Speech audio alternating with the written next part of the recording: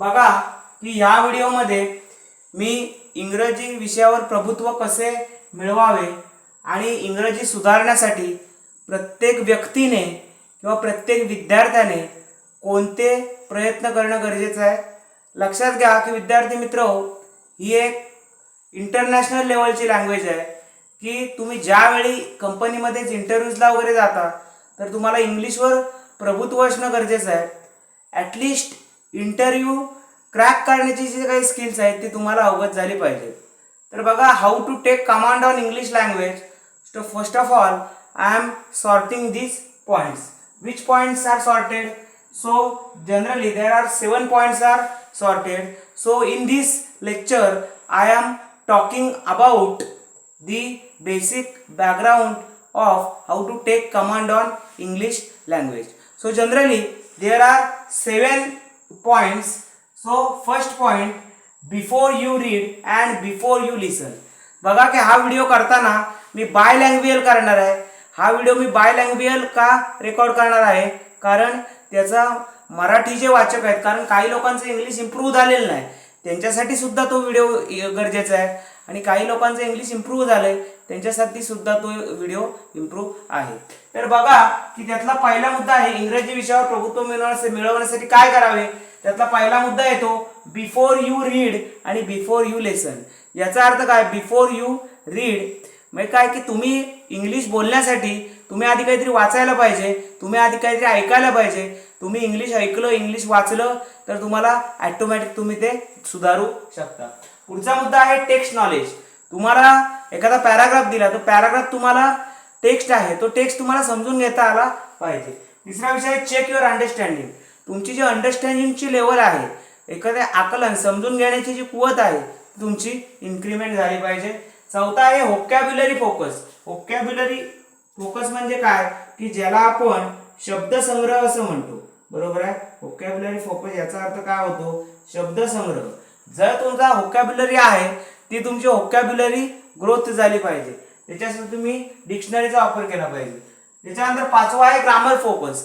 परंतु लक्षात घ्या की ज्यावेळी आपण इंग्लिश कम्युनिकेशन करतो, इंग्लिशचं कम्युनिकेट करतो, एखादं स्पीच देतो, त्याच्यावेळी आपण ग्रामरला तितकंसं व्हॅल्यू नाही देता. ॲक्च्युली तुमची सेंटेन्सेस ही स्ट्रक्चरेबल फॉर्ममध्ये असली पाहिजेत, परंतु ज्यावेळी आपण जनरल डे टू डे लाईफमध्ये इंग्लिश बोलतो त्यावेळी आपण तितकासा ग्रामरवर फोकस करत नाही. परंतु जर कॉम्पिटिटिव्ह एक्झाम तुम्ही देणार असाल तर तुम्हाला ग्रामरची आवश्यकता लागते.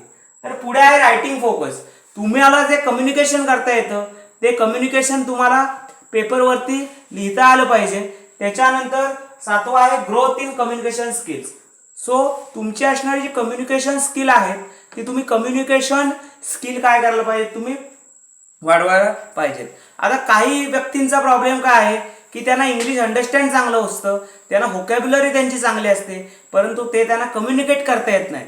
काही लोकांचा प्रॉब्लेम काय, कम्युनिकेट करता येतं परंतु त्याच्याकडे असणारे व्होकॅब्युलरी आणि त्याच्याकडे असणारे रायटिंग स्किल हे कमी असतं. लक्षात घ्या, या जगामध्ये प्रत्येक माणूस हा परिपूर्ण नाही. या जगामध्ये प्रत्येक विषयाचं ज्ञान हे कुठल्याही व्यक्तीला नाही, परंतु तुम्ही ते ज्ञान जरी 100% नसेल तरी आपण एज्युकेटेड आहोत, आपण एज्युकेशन घेतो आणि शिक्षण हा आपल्या मानवी जीवनाचा अविभाज्य घटक आहे. लक्षात घ्या की शिक्षणामुळे माणसाच्या व्यक्तिमत्वाला, माणसामध्ये असणारे जे सुप्त गुण आहेत हे गुण बाहेर काढण्यासाठी तुम्हाला शिक्षण मदत करत असतं. शिक्षण हा केवळ 3 अक्षरी शब्द आहे. बघा की त्याच्यामध्ये 3 अक्षरी शब्द आहे शिक्षण, परंतु शिक्षणाला अनन्यसाधारण महत्त्व प्राप्त झालेलं पाहायला मिळेल अलीकडच्या काळात. कारण लक्षात घ्या की तुम्ही सुशिक्षित असाल तर तुम्हाला चांगलं आणि वाईट या गोष्टींचं ज्ञान प्राप्त होतं आणि तुम्हाला आयुष्यामध्ये काय करायचं आहे हे तुम्हाला नक्कीच समजतं.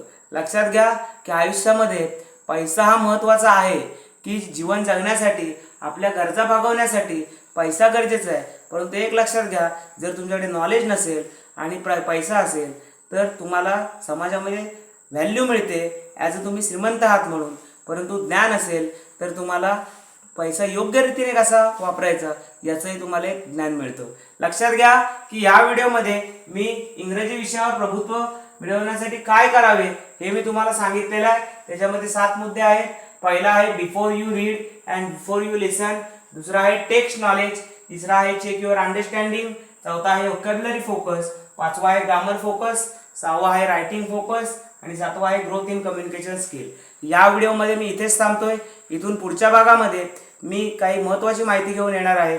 तर लक्षात घ्या की इथून जर तुम्हाला काही शंका असतील तर तुम्ही मला 860 52 94 363 या नंबरवर तुम्ही व्हॉट्सअप मेसेज करू शकता किंवा टेक्स्ट मेसेज करू शकता किंवा वैयक्तिक कॉल करू शकता.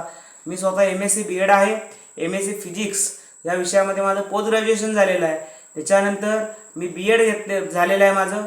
त्यानंतर सर्टिफाईड सायकोलॉजीचा कोर्स झालेला आहे. मी स्वतः गणिताची पुस्तकं लिहिलेली आहेत.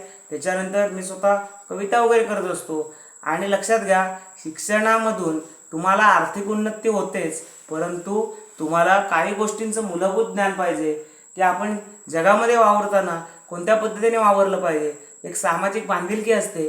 त्या सामाजिक बांधिलकीमध्ये न अडकता तुम्ही समाजासाठी एक आदर्श निर्माण केला पाहिजे की तुम्ही समाजामध्ये गेल्यानंतर तुम्हाला 100 लोक तुमच्या मागे नसले तरी चालतील, 2च लोक तुमच्या मागे असावे. नेहमी माझं वाक्य लक्षात लिहून ठेवा की तुमच्या मागे किती आहेत त्याच्यापेक्षा ते कसे आहेत हे फार महत्त्वाचं. तुमचे 2 मित्र असतील तर तुमचा एक मित्र हा योग्य मार्गावर असेल, दुसरा मित्र अयोग्य मार्गावर असेल, तर दोघांपेक्षा तुम्ही एका मित्राची संगत करा. त्यामुळे किती माणसं आपल्याला ओळखतात याच्यापेक्षा ती स्वभावानं आयुष्यामध्ये पुढे नेण्यासाठी योग्य आहेत का याचा तुम्ही वापर करा. एवढे हे माझे जे काय आजचं लेक्चर आहे ते मी इथेच स्टॉप करतो आणि पुढच्या लेक्चरमध्ये आपण नवीन भाग बघणार आहोत.